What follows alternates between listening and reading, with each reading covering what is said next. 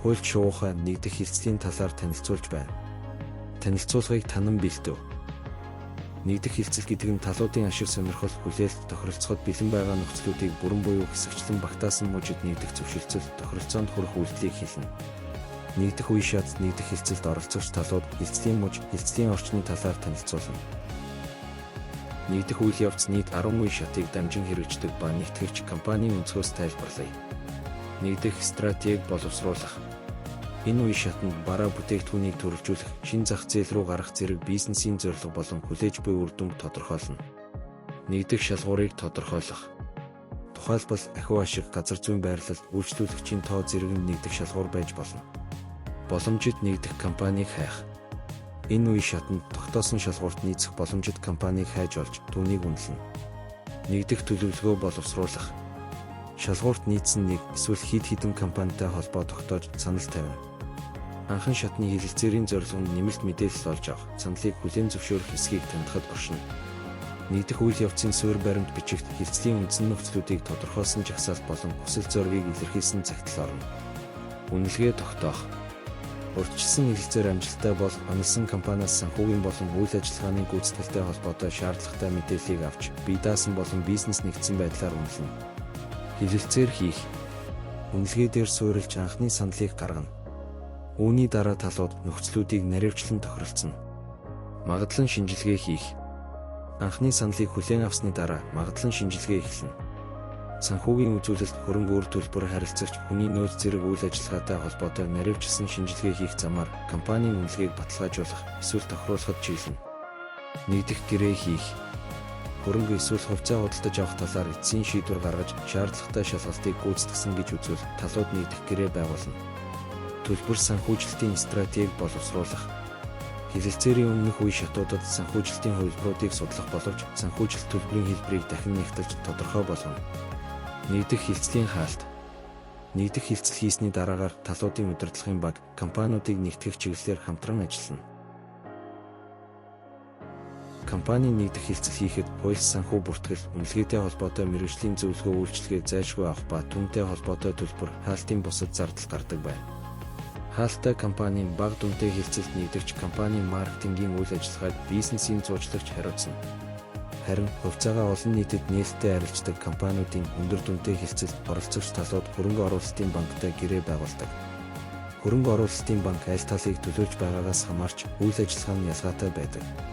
Нэгтгэгч талыг төлөөлөх тохиолдолд тохирох нэгдэгч компанийг хайх, сонгох, үнэлгээний тооцоо хийх, баримтлах, стратегийн зөвлөгөө өгөх, хэлцэл хийхэд шаардлагатай санхүүжилтийг босгох, санал боловсруулах, хэлцлийн бүтэц гаргах, нэгдэгч компани эсвэл түүний төлөөлөгчтэй анхан шатны хэлэлцээр хийх, магадлан шинжилгээ хийх зэрэг үйлчилгээ үзүүлдэг. Харин нэгдэгч талыг төлөөлөх тохиолдолд боломжит нэгдэх талд хандах, нэгдэх санамж бичгийг боловсруулах, шаардлагад нийцсэн талтай нууцлалын гэрээ байгуулах, магадлан шинжилгээ хийх боломжоор хандах, хөрөнгө оруулалтын банктай харилцаж саналыг үнэлэх, ашигтай хувилбарыг сонгох ажлыг хийж гүйцэтгэдэг байна.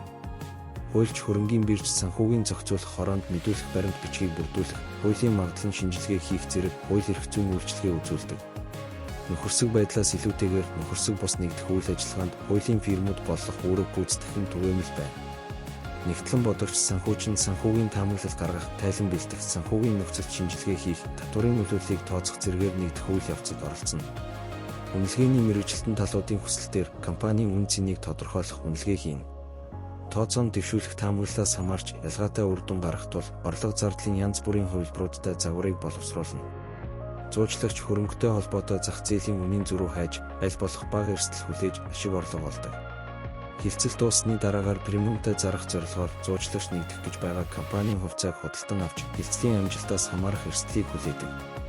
Нэгдэл нийлэлтээр мэргэжсэн зуучлалын сангууд хөрөнгө оруулагчийн сонирхол татгууз, хувьцааны багцыг бүрдүүлж зах зээл дээр санал болгодог байна. Эдгээр нь зуучлалын бизнес өргөжиж байгааг илтгэгч зах зээлийн үнэлтийн үед ийм төрлийн хөрөнгө оруулалтын эрсдэл нэмэгдэх хандлагатай байна. Хэлцэлд орж буй талууд нэгдэх зорилгоор зөвшөлтсөл тохиролцоонд хүрэхийн тулд талуудын ашиг сонирхлыг бүрэн буюу хэсэгчлэн багтаасан талбарыг эрэлхийлдэг. Энэхүү хэлцлийн мужид талуудын хүлээлт тохиролцоход бэлэн байгаа нөхцлүүдийн давхцал нь хэлцлийн эерэг муж оршин байгааг илтгэх ба талууд хэлцэл хийнэ. Харин талуудын тохиролцоход бэлэн байгаа нөхцлүүд давхцахгүй байхыг сөрөг муж гэдэг.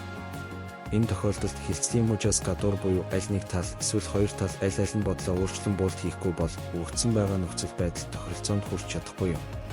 Эдгээрээс гадна хилцлийн боломжит хувилбар гэдэг ойлголт бий. Энэ нь талууд тохиролцоонд хүрээгүй тохиолдолд аль нэг талын авах арга хэмжээ буюу хилцэл амжилтад хүрэхгүй бол хэрэгжүүлэх буцах төлөвлөгөө юм. Тиймээс хилцэлд оролцогч талууд тохиролцоонд хүрэхийн тулд BBC-ийн хэрэгцээ, үнцэн ашиг сонирхлыг ойлгох ёстой болно. Хилцлийн мужийг тодорхойлоход анхаарч үзэх хэд хэдэн чухал зүйл байдаг. Тухайлбал хүлээлтээс давсан эсвэл хүлээлтэд хүрэхгүй нөхцөл байдал байх тул хяналтаас гадуур байх нөхцөл байдлыг тооцох. Хүлээн зөвшөөрөх хамгийн муу болон сайн нөхцөлийг урьдчилан тооцох. Хилцээрийн явцад нөхцөл байдал өөрчлөгдөж, хилцлийн муж тэлж хөмөгдөж тэр бүх хил байхгүй болж болно. Хилцээрийн явцад хилцлийн шинэ муж бий болж болно.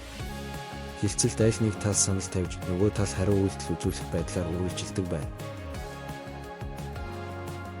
Нэгдэх хилцэлд хууль эрх зүйн орчин, зах зээлийн нөхцөл байдал, бизнес төлөвлөгөөс санхүүгийн боломжийг зайлшгүй авч үзэх хэрэгтэй бөгөөд эдгээрт нийцүүлэн нэгдэх гэрээг байгуулна.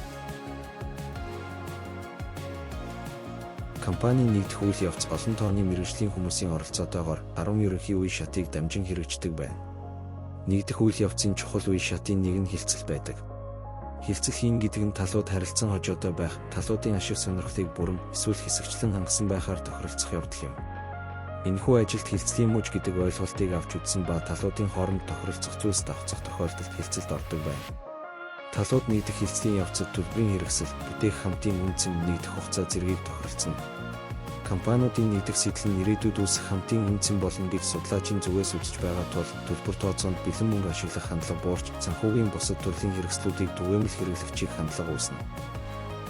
Хуульч шуухан нэгдэх хилцлийн талаар танилцууллаа. Хуульч шуухан бусад судалгааны ажилдаа танилцаарай. Бизнесийн нэгдлийн талаар сонирхож байгаа бол нэгдэлтэй холбоотой цуврал нийтлэлийг уншиж танилцахыг зөвлөж байна. Хамтдаа хөгжицгөөе.